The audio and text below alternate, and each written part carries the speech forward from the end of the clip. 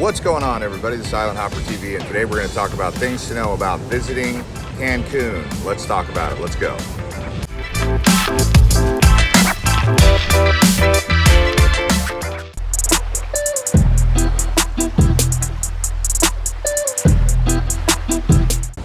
So the big thing when you come to Cancun to know is that if you can survive Cancun, you can survive anywhere in Mexico. This is pretty much the hardest experience you're going to have when it comes to dealing with solicitations, scams, and all sorts of different riffraff that can come your way here in Cancun. That doesn't mean that it's not safe. It just means that if you can handle Cancun, you can definitely handle the other places around Mexico. They're going to be way more relaxed, way more chill, not as touristy. And it ultimately comes down to the fact that it's a tourist hub.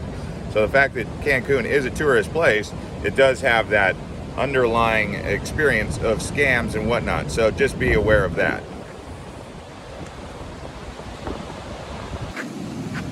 All right, so Cancun's weather is for the most part sunny. It does have a hurricane season from about August until probably November. It may change depending on how strong that hurricane season is, but for the most part, it's pretty sunny.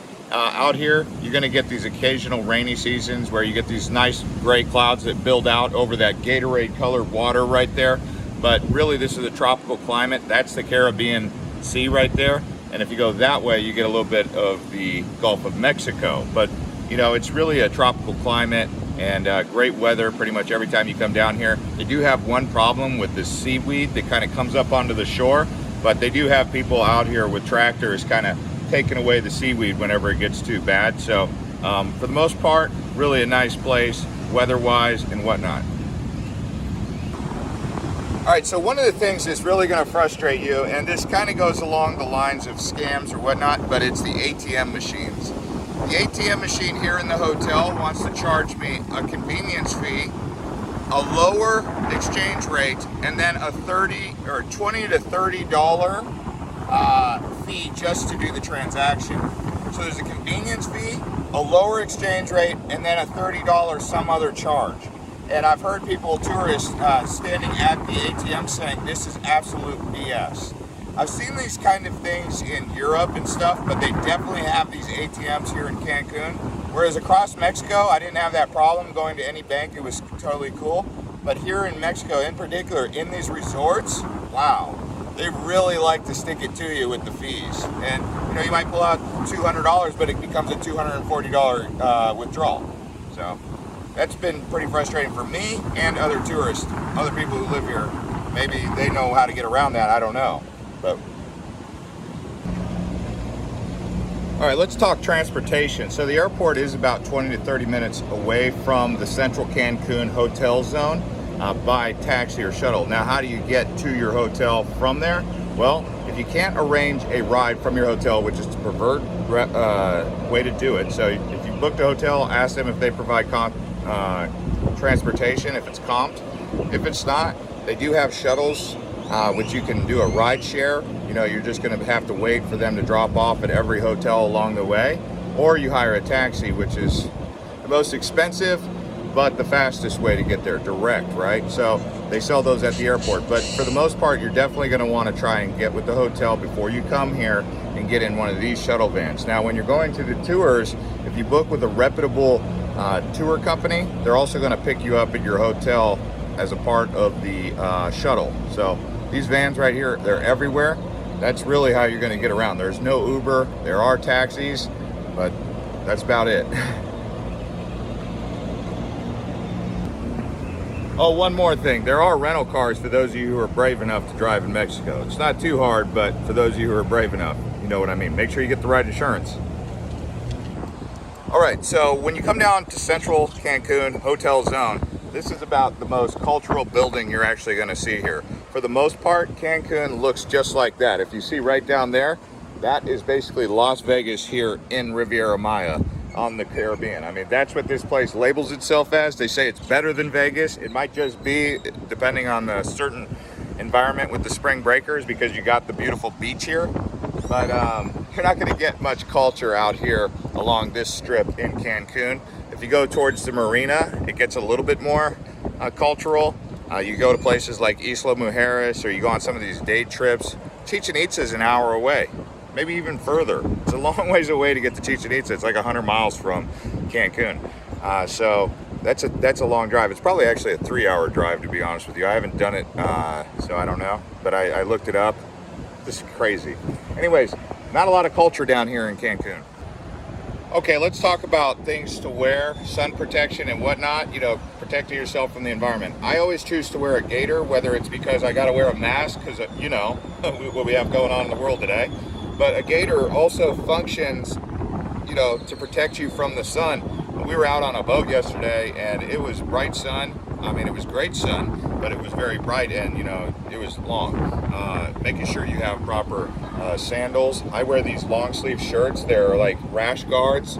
They're very light, but they protect my arms. My hands are still exposed, so I might consider putting some sunscreen on there, maybe on my nose, maybe around the top area of my face. But you're gonna definitely want to dress for that. So the shorts, probably if you can, get some hybrids. I would say if you're a lady or maybe even a guy, you might want to consider bringing a sarong too.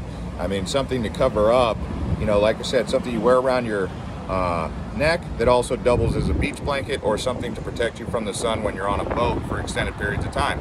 My feet got sunburned yesterday because I was on a catamaran for an hour and a half, and my feet were just like totally exposed because you can't wear any shoes on there.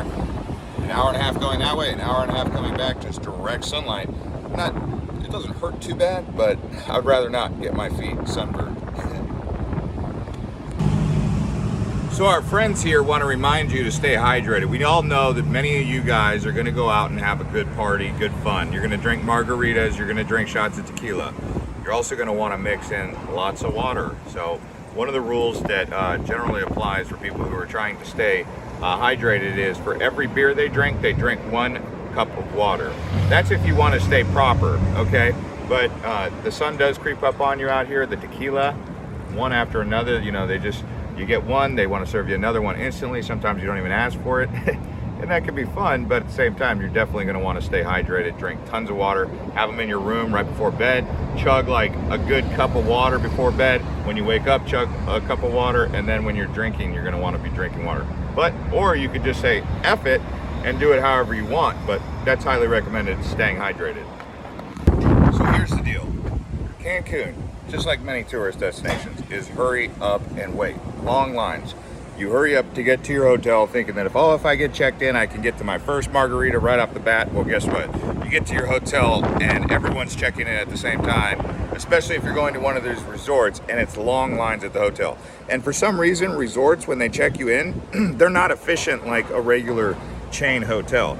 They make you, they go through all this paperwork, make you sign all these documents, and it's just a long wait. That's not even including the amount of time that you spend waiting for shuttles and whatnot when you get picked up from the activities. So sounds like I'm complaining, and I probably am, because I've had a lot of hurry up and wait while I'm here. Lots of time wasted on vacation. You know, you're here, you want every minute to count, and you're going to be sometimes in line for way too long, just standing around like twiddling your thumbs. So just be prepared for that. It's okay.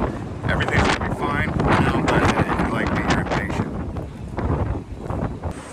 Yeah, so when you come down to Cancun, come say hi to this guy. He wants to sell you some breakfast. And what's this? Las pescadillas. Yeah. Margaritas? Yeah, margarita, mojitos, everything. Come see this man. Yeah.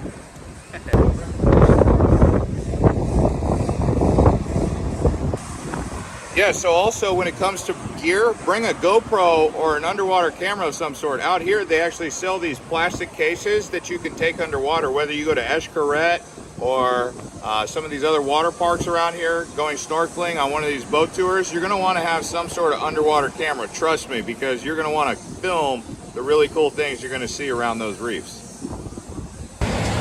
Now, this goes without saying, we want you guys to all stay out of trouble, of course, young and old. Right now, it doesn't look like this place is very packed because it's about 8:30 in the morning right now on a Friday. So yeah, it's basically recovering from a wild night, and spring breakers are coming down. But the point is, do yourself a favor. Don't get involved in any of the hard drugs. You know what I'm talking about, the cocaine and all these different things. You don't need any of that when you come down here. When you drink alcohol, that's about all you need, okay? You don't need any other specialty items. And I mean that, I'm not trying to lecture you, because once you get into that, that's when the problems start coming your way. So always avoid all that. And another thing about the drinks, sometimes you can get spiked drinks. So you also don't want to leave your drinks unattended. And typically it's best practice. I'm not saying this happens a lot or this will always happen, but watch them open the beer. Make sure that tequila bottle comes from a reputable bar, not just something off the street, okay? These little stands on the side of the road, I know they're tempting and you're gonna wanna get like a shot sometimes. Check that bottle, make sure maybe say, hey, you take one with me? I'll take one if you take one, kind of thing. Because what you're basically trying to do is make sure you're not getting something that's spiked. And we've heard these stories about what happens in Mexico and Dominican Republic or any tourist destination. So always watch out for spiked drinks. Both men and women have to be conscious of that. All right, everyone, that's going to conclude this episode from Island Hopper TV about things to know about visiting Cancun. We made one for Cabo. We made one for Mexico City. We're going to be making one completely dedicated to Riviera Maya. If you haven't seen our other videos on Isla Mujeres and some of the other places across Mexico, Guadalajara, watch some of these other videos. We will see you guys on the next one.